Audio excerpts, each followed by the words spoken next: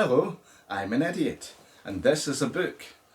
I shall be reading from this book a wonderful little tale called Prometheus. And you might have heard of Prometheus because they made a film based on it a few years ago.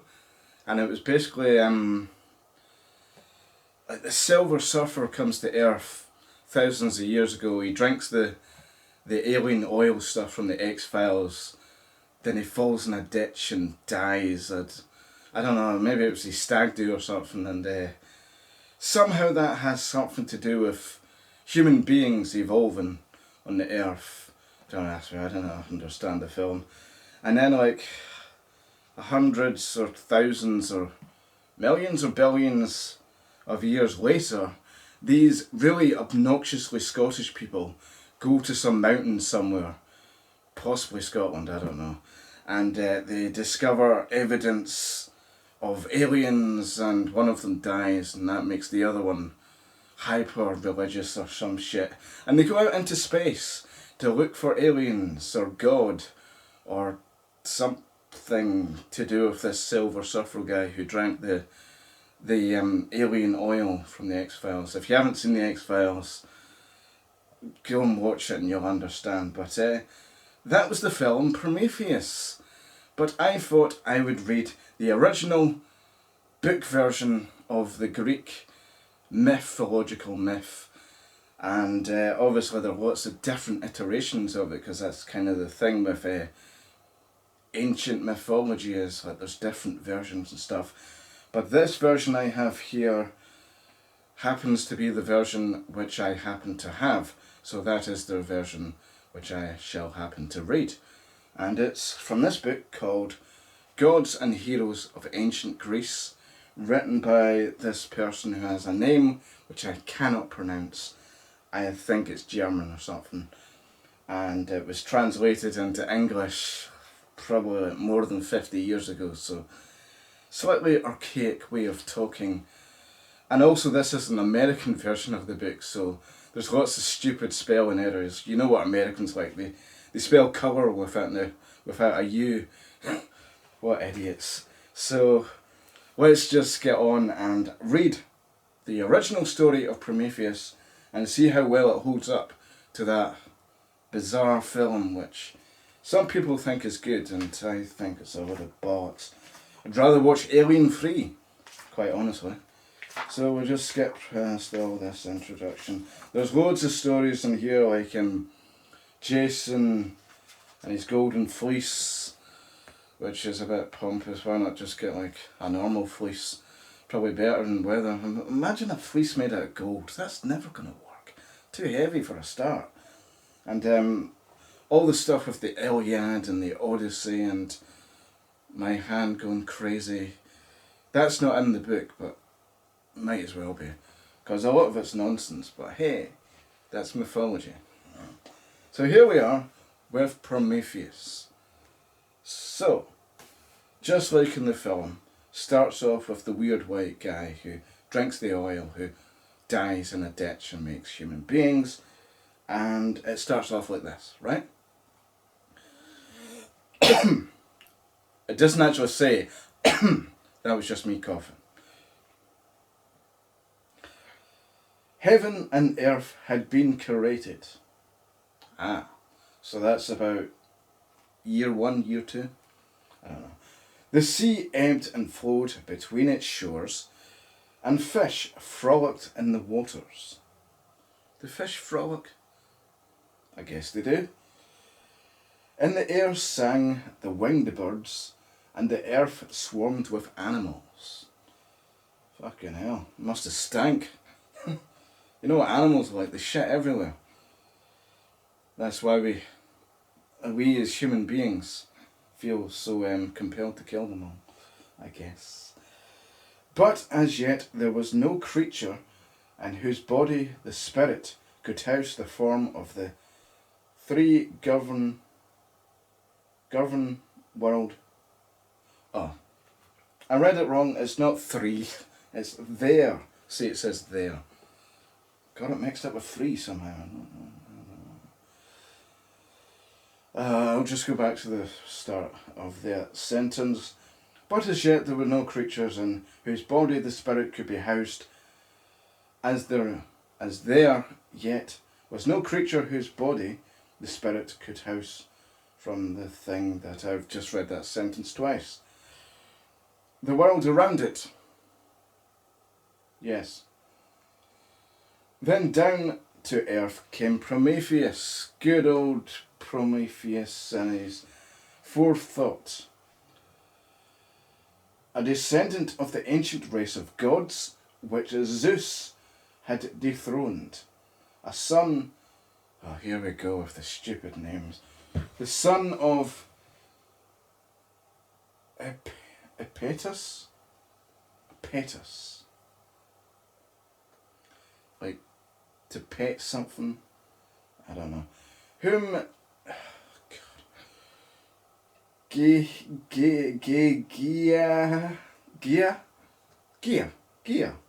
think I've heard of that. Gia.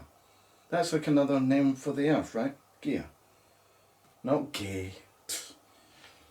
Had born from Uranus. Uranus. Right, okay. Epetus, whom Gia had born from Uranus. Now Prometheus was crafty and dim-witted. Okay. He knew that the seed of heaven lay sleeping in the earth. So he scooped up some clay, moistened it with water from a river. Which river? I don't know. Kneaded it this way and that, and shaped it into the image of the gods, the lords of the world, to give life, I do apologise, to earth-formed figures. He took both good and evil from the core of many animals and locked them in man's breast. He had a friend among the immortals, Athena, the goddess of wisdom, who marvelled. Oh, I really hate it when they do that. You know, when they have like one bit of a word on one line and then they cut it off. Don't do that. Don't do it. Just have all the word together. Sorry, I had to go on a wee rant there. Anyway.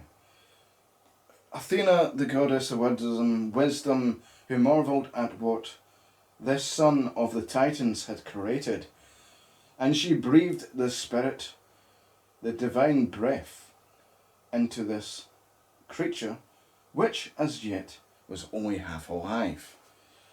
I'm usually like that in the morning as well, a bit groggy. And this way the first men were made, and soon they filled the far reaches of the earth. But for a long time they did not know what to do with their noble limbs or the divine spirit which had been breathed into them. They saw yet that they did not see. They saw... Oh right, there's a comma there. They saw, yet they did not see.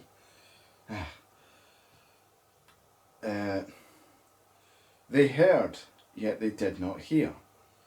Aimlessly they moved about, like figures in a dream, and were ignorant of how the profit from a box. They were ignorant how to profit from creation. Sound like automatons, like some kind of robot, I don't know. They did not know the art of quarrying or cutting stone, neither did I, to be honest, or burning bricks from clay, of carving out beams from the trees they hewed in the forest, or of building houses with all these materials. Like scurrying ants, they thronged in a sunless cave, in sunless caves, plural caves, beneath the surface of the earth. That sort of reminds me of American mythology as well, but did they not have stuff like that? Anyway, they did not discern the sure signs of winter, of spring decked with flowers, of the summer rich in fruits. And flies. Fucking summer with all the flies, and you get the midges and the clays and they bite you. And don't get me started on summer. Not the ancient like civilization. I mean like the season summer. Anyway, there was no plan in anything they did. Sounds like my mum. Then Prometheus came to their aid. He taught them to watch the rising and the setting of the stars. They discovered to them the art of counting and of communicating by means of written symbols. Wish I could learn how to do that.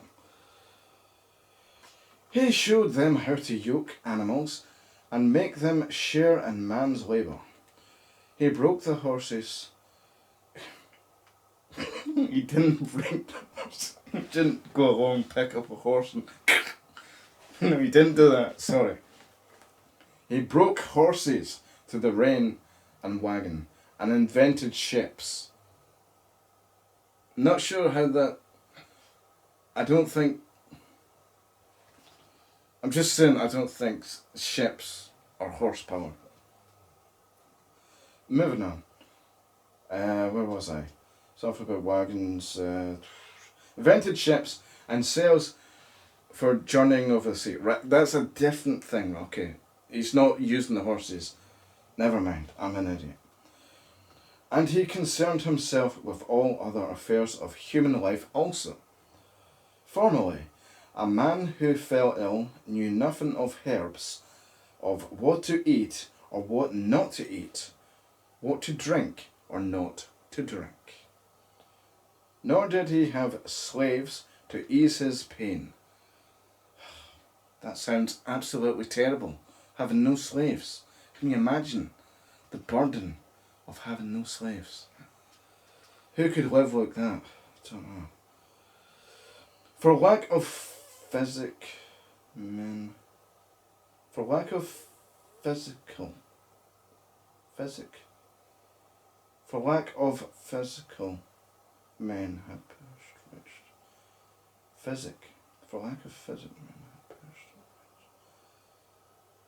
I don't get that sentence. For lack of physic men had perished wretchedly. Does that make sense? For lack of physic men had perished wretchedly. I don't know, maybe it meant something 50 years ago. But now Prometheus showed them how to compound mild remedies that would dispel every kind of disease. Then he taught them to foretell the future and interpreted dreams and signs for them. Let's pause. Then flighting of birds and the omens of offerings. Alright, like the whole practice of finding omens because an eagle flew this way or that way. It's all bollocks, you know. There's a lot of that in the Iliad, where it's like, oh look, that fucking eagle has a snake, that must mean that we're going to take Troy. For fuck's sake, man. Talk about retards. He guided them to explore underground so that they might find ore, iron, silver and gold. In short, he introduced them to all the arts and comforts of living. But he didn't give them computers or iPhones or any of those things because he wasn't that bright. And also I don't think they had been invented yet. Now the gods in heaven, and among them Zeus, who had but lately disposed of his father Kronos and established his own supremacy, began to notice this new creation, man. They were willing enough to protect him They were willing enough to protect him, but in return demanded that he pay them homage. Oh, I see. Zeus was willing to protect them, not men protecting Zeus. Ah, my brain is very slow. I do apologise. And Mycone? In Greece, even though Greece didn't really exist back then, but never mind, mortals and immortals met on a set day to determine the rights and duties of man. At this assembly, Prometheus appeared as man's counsel to see to it that the gods and their capacity of protectors did not impose too burdensome levies upon men. So far, I'm not getting any alien vibes from this, but mind you, I didn't get any alien vibes from the film either. As in the xenomorphs, but maybe the xenomorphs come later. Okay. On this occasion, his cunning prompted him to trick the gods. In behalf of his creatures, he slaughtered a mighty bull and bade the immortals take whatever parts of it they pleased. Now when he had cut up the animal, he made 2 heaps of the pieces. Not Pisces, pieces. On one side he put the flesh, the entrails and the fat, covered these over with the hide and placed the paunch on top, right. On the other he put bare bones cleverly concealed in the suit of the victim, and this heap was bigger. All-knowing Zeus saw through his trickery and said, "Son of Apetus, illustrious king, my very good friend, how unequally you have divided the portions." At this Prometheus was sure that he had deceived him, smiled to himself and answered, "Illustrious Zeus, you who are supreme among the immortal gods, take what your heart bids you choose." And Zeus was vexed and felt his anger swell within him. But he deliberately took the white suit in both his hands. When he had pried it apart, he saw the picked bones. He pretended only then to have discovered the trick and said, "Dourly," it's not a word I'm familiar with, "I know very well, my friend, O son of Apetus, that you have not yet forgotten the art of deception. To punish Prometheus for his knavery, Zeus denied mortals the last thing they needed to perfect their civilization, fire. But the shrewd son of Apetus improvised a way to provide even this lack. He broke a stalk of a polyphenol,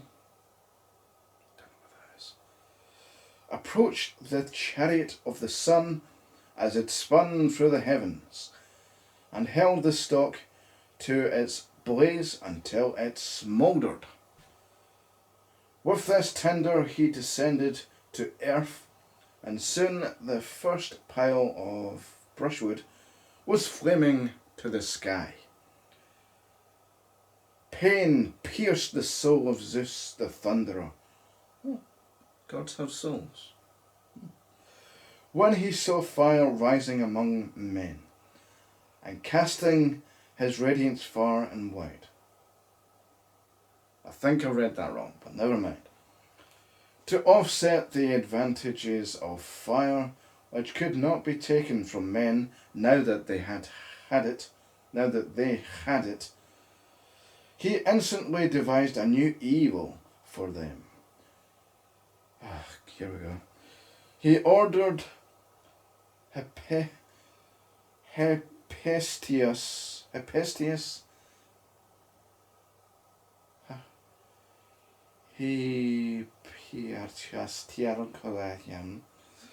we'll just call him Jim. He ordered Jim, the fire god, famed for his skill to fashion and also fashion an image of the shape of a beautiful young woman. So he made a young woman. Right, good. Athena herself. Athena herself, who had grown envious of Prometheus, I'll just wipe that bit of spit off the page, and with some drawn, well, alright, sorry, it's doing that thing again when it cuts up words, always confuses me, and I don't like it. Anyway, Athena herself, who had grown envious of Prometheus, and withdrawn her favour from him, clothed the image in a robe of shimmering white, placed over her face a flowering veil, which the girl held, parting in her hands, garlanded her head with fresh flowers, and bound it with a fillet of gold. Right. This was also the work of Jim, who, to please his father, had wrought it in great art, and adorned it with exquisitely. Damn it. I'm getting distracted now, but then it's the rain outside that's distracting me. Let me try that again. This was also the work of Jim, who, to please his father, had wrought it with great art and adorned it exquisitely with the many coloured shapes. Turn page. Of various animals. There we go.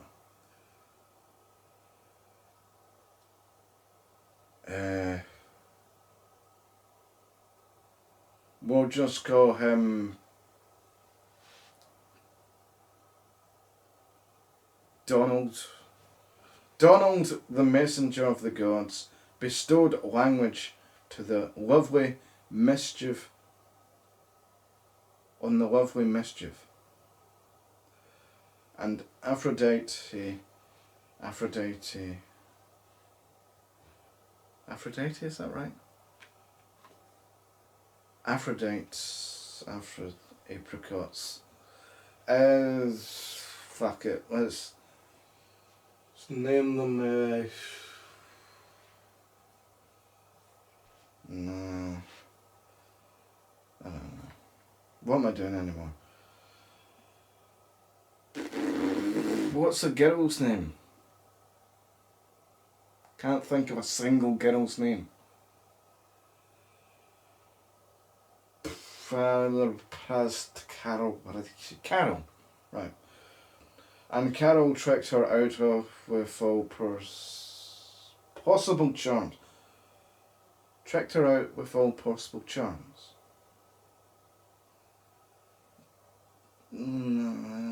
Okay. Thus, under the guise of something more desirable, Zeus had contrived a dazzling misfortune. He named the girl Pandora, which means she who has gifts from all. For each of the immortal gods had given her some baleful gift for man. Then he led the girl down to earth, where the gods and the mortals were walking about, doing their thing, taking their pleasure, just shitting the shit together, having a few laughs. And they were all filled with wonder at this incomparable creature, for never yet had men laid eyes on a woman. She, in the meantime, went up to...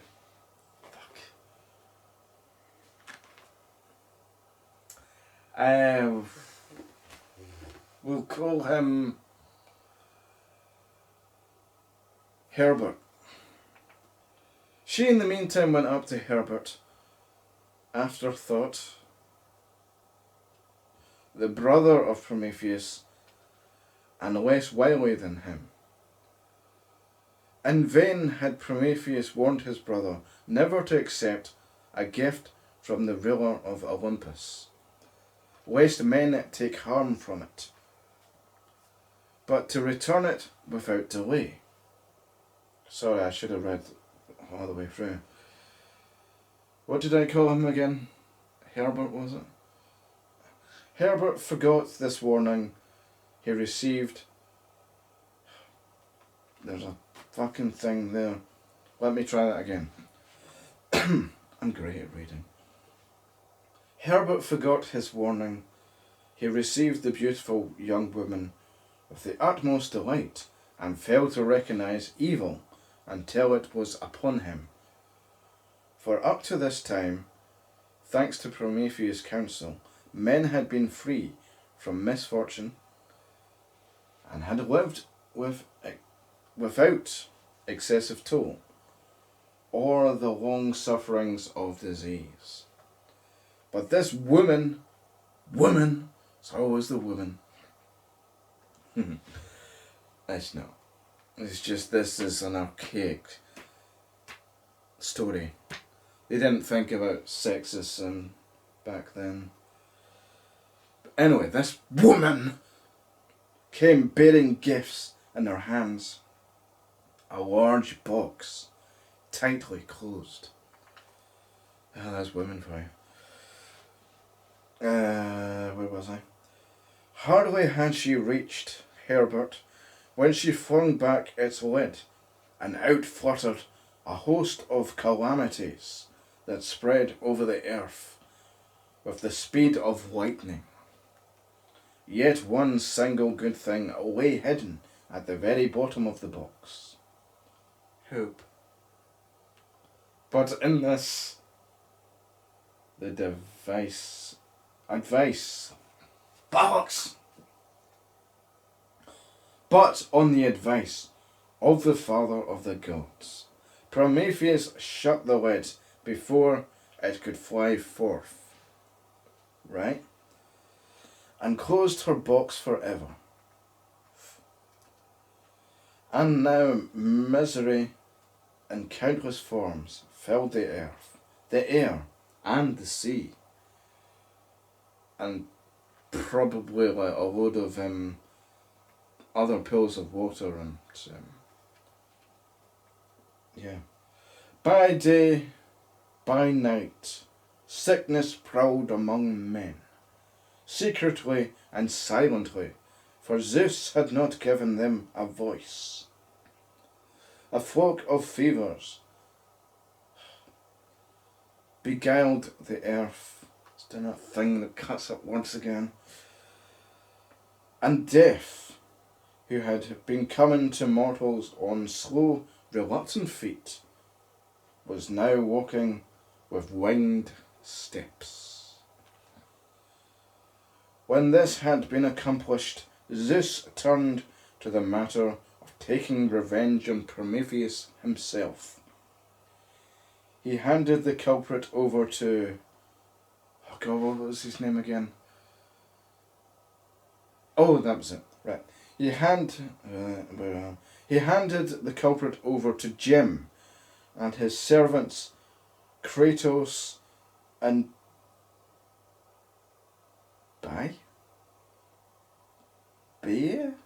Bear? Or just say Bear. Force and violence. Oh, see, they're force and violence. Kratos and Bert are force and violence. Right, got you. These he bade drag him to the waist of these words.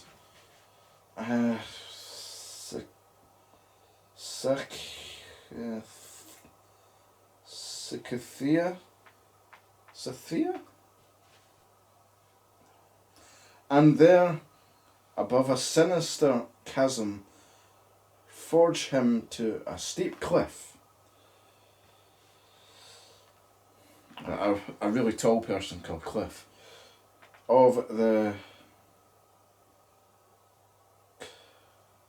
Caucasus of stout, unyielding chains. Jim carried out his father's commands unwillingly, for he loved the son of the Titans because he was kin, his peer, the child of the gods, a descendant of Uranus. Uranus. His great-grandfather. He was compelled to have the cruel order executed, but he spoke words of compassion, at which his more brutal henchmen frowned. So Prometheus was forced to hang from the cliff, upright and sleepless, and never could bend his tired knees.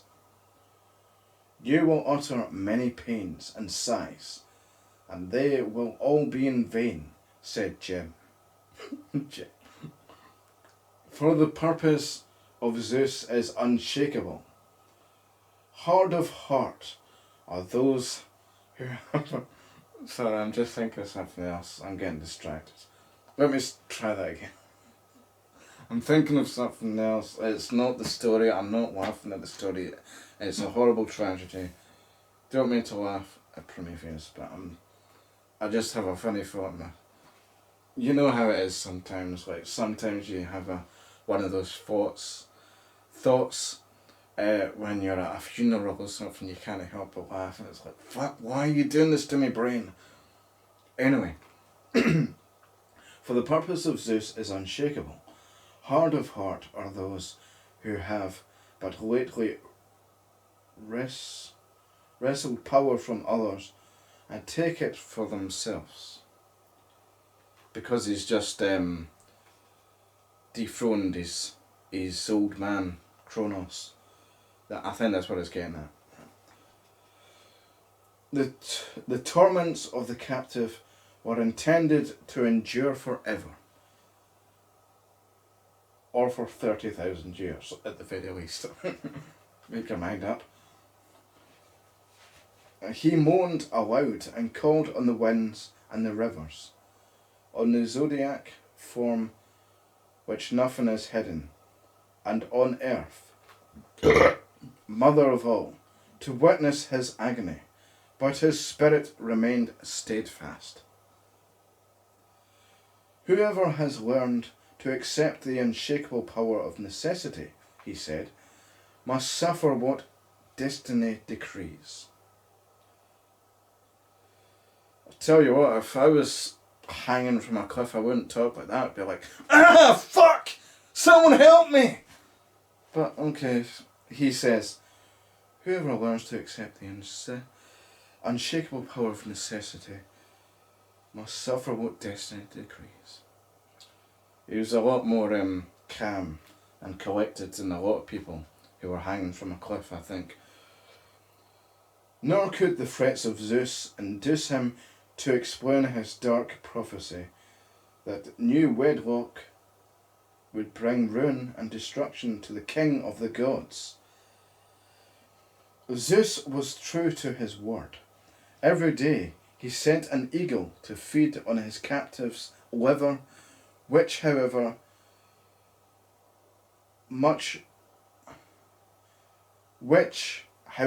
of it was devoured, always grew back again.